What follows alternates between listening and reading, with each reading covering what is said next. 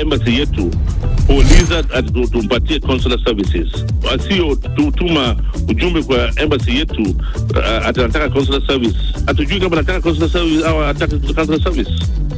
Takriban malori 100 yalobeba misaada yaruhusiwa kuingia ukanda wa Gaza. Na shirika la mpango wa chakula duniani WFP limetangaza litapunguza msaada wa chakula kwa zaidi ya wakimbizi 700,000 walioko nchini Kenya kuanzia mwezi ujao. Haya maamuzi ni magumu kweli kwa sababu pesa ambayo tumepokea kutoka kwa wadhamini wetu, kile kiwango ambacho tumekuwa tukipatiana, na tumeona kwamba hii kiwango cha pesa ambacho tumekuwa tukipokea kimeenda kikipungua. Katika michezo, shirikisho la CAF lazindua rasmi kombe jipya la mashindano ya klabu bingwa barani Afrika, na Barcelona ya mkodolea macho Marcus Rashford. Zaidi ni hapo baadaye katika makala ya spoti, nami Shuaib Ibrahim.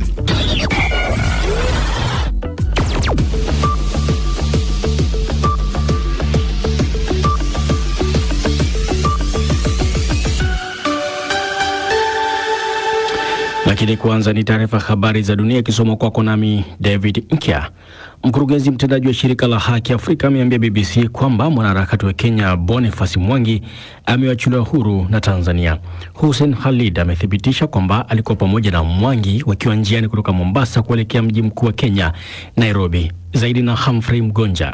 Waziri mkuu na katibu wa baraza la mawaziri Musalia Mudavadi awali alikuwa pia ametangaza kuachiliwa kwa mwanaharakati huyo karibu na eneo la mpaka kati ya nchi hizo mbili, ambaye alikuwa amekamatwa nchini Tanzania kwa siku kadhaa. Mudavadi katika taarifa yake alisema Mwangi aliachiwa huru Alhamisi asubuhi na mamlaka ya Tanzania baada ya serikali kuingilia kati. Hata hivyo hakuna taarifa zozote zilizotolewa kuhusu hali yake ya kiafya hadi kufikia sasa. Awali wizara ya mambo ya nchi za nje ya Kenya ilisema kuwa licha ya maombi kadhaa ya kumwona mwanaharakati huyo, maafisa wa serikali ya Kenya hawakuwezeshwa kumfikia wala kuwa na habari zozote kuhusu bwana Mwangi. Mwanaharakati Boniface Mwangi na Agatha Atuhaire wa Uganda walizuiliwa nchini Tanzania mapema wiki hii, ambapo walikuwa wameenda kuhudhuria kesi ya kiongozi wa Chadema Tundu Lissu.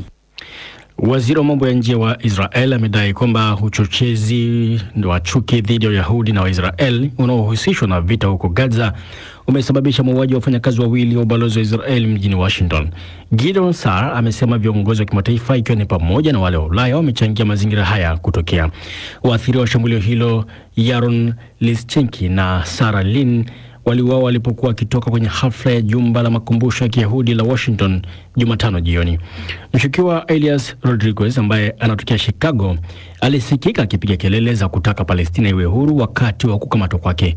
Wakati huu Umoja wa Mataifa umesema zaidi ya shehena 90 za malori ya misaada ya kibinadamu zimeruhusiwa kuingia ukanda wa Gaza siku 3 baada ya Israel kulegeza vikwazo vilivyodumu kwa muda wa wiki 11. Msemaji wa polisi wa Sudan Kusini amesema zaidi ya 70% ya maafisa katika kikosi hicho hawana mafunzo ya kitaalamu katika masuala ya msingi ya polisi.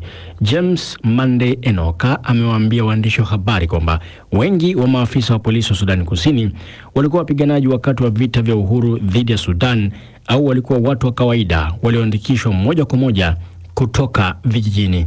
Amesema migogoro ya hivi majuzi nchini humo imevuruga uandikishaji na utendaji kazi wa huduma ya polisi wakati wa amani. Enoka pia amesema vyuo vikuu viwili vya polisi vya Sudan Kusini hivi sasa havifanyi kazi. Unaendelea kusikiliza taarifa habari kutoka idhaa ya Kiswahili ya BBC. Mwanaume ambaye aliandaa maonyesho ya misalaba mieupe nchini Afrika Kusini, video ambayo ilionyeshwa na Rais Donald Trump siku ya Jumatano alipokuwa na Rais wa Afrika Kusini Cyril Ramaphosa, amesema kwamba Rais wa Marekani alikosea alipotaja kwamba ni mahali pa kuzikia. Rob Hudson amesema misalaba hiyo iliwekwa kando ya barabara katika jimbo la KwaZulu-Natal kama ukumbusho kwa wanandoa waliouawa kwenye shamba lao mwaka 2020, kama anavyoarifu Esa Lambano.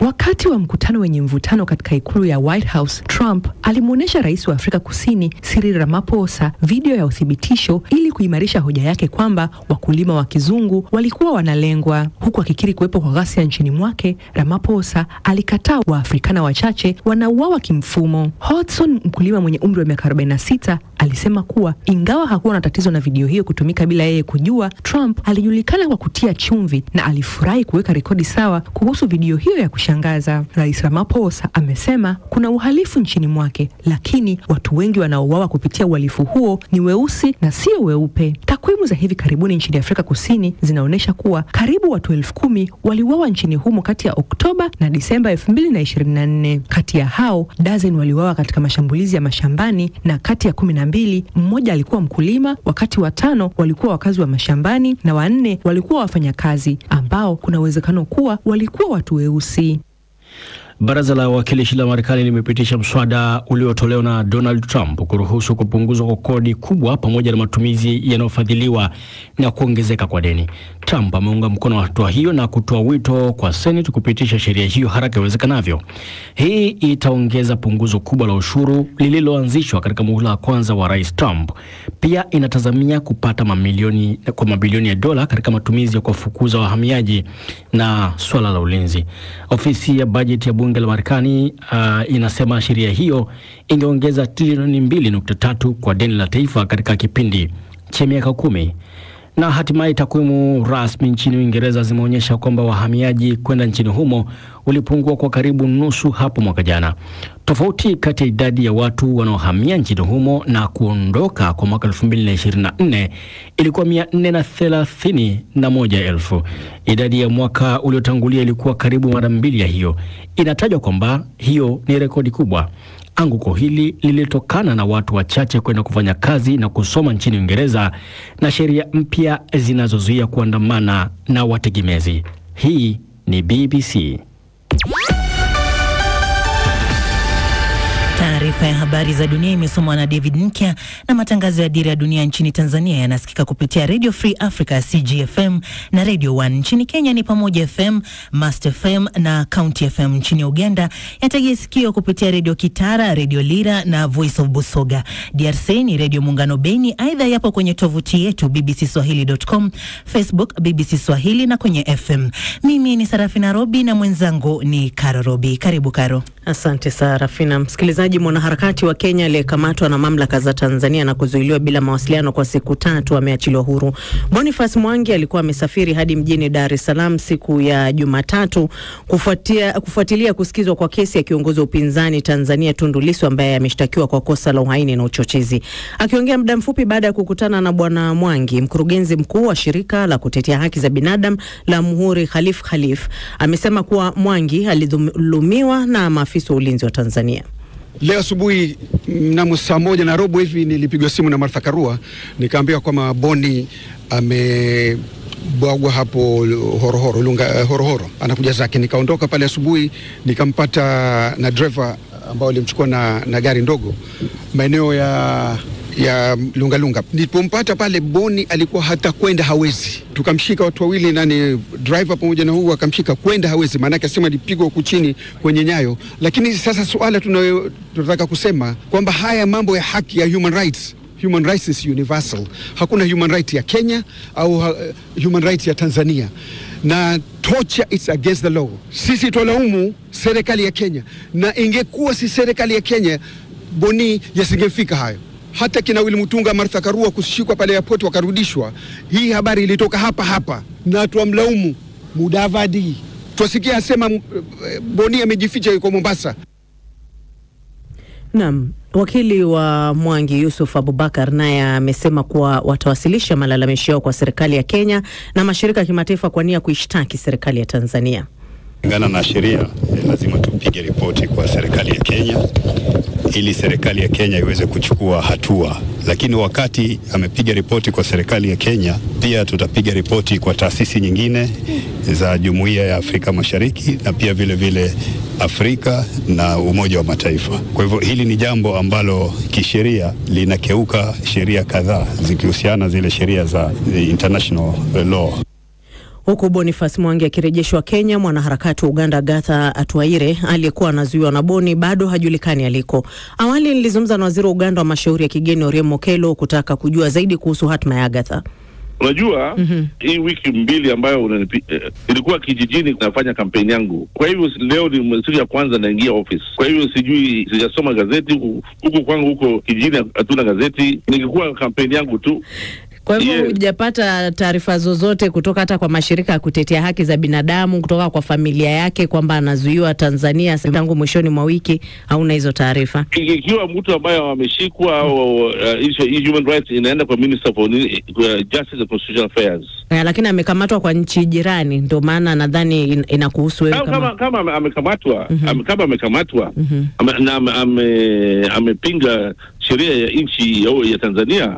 Tanzania na enforce law yao kumshika. Kwa hivyo nyinyi kama Wizara ya Mambo ya Nje ya Uganda hamtojaribu kumnusuru raia wenu? Kitu ambaye kama anataka tumsaidie, lazima atume ujumbe kwa embassy yetu kuuliza tumpatie consular services.